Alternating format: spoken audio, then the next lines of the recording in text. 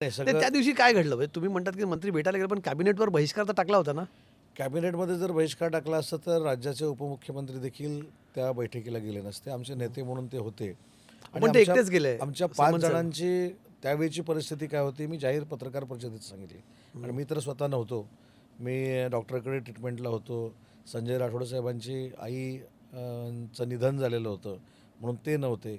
योगेश कदम तर कॅबिनेटमध्ये नसल्यामुळे ते त्यांच्या मतदारसंघामध्ये होते.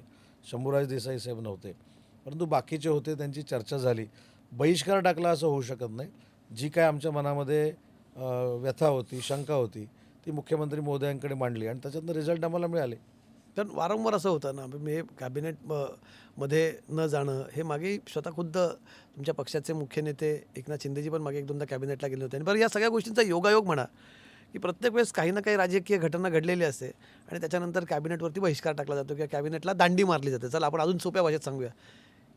तर यामध्ये पहिलं मी सांगतो, की ज्यावेळी शिंदेसाहेब गैरहजर होते, त्यावेळी एक वेळा कौटुंबिक विषय होता. घरातलं व्यक्ती आजारी असल्यामुळे ते येऊ शकले नव्हते आणि एकदा कुठेतरी कामाला बाहेर असल्यामुळे ते येऊ शकले नव्हते. त्यांनी काही बहिष्कार टाकलेला नव्हता. आणि मला तर वाटतं म्हणजे महाराष्ट्राला अख्ख्या माहिती आहे, की बहिष्कार टाकून स्वतःची व्यथा मांडणारे हे एकनाथ शिंदेसाहेब नाही आहेत.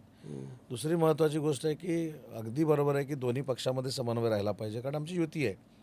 आणि त्याच्यामध्ये थोडं कुठं मागं-पुढं होत असेल, तर दोन्ही नेत्यांनी त्याच्यामध्ये पुढाकार घेतला पाहिजे आणि त्या पुढाकारातनं या सगळ्या गोष्टी थांबल्या पाहिजेत.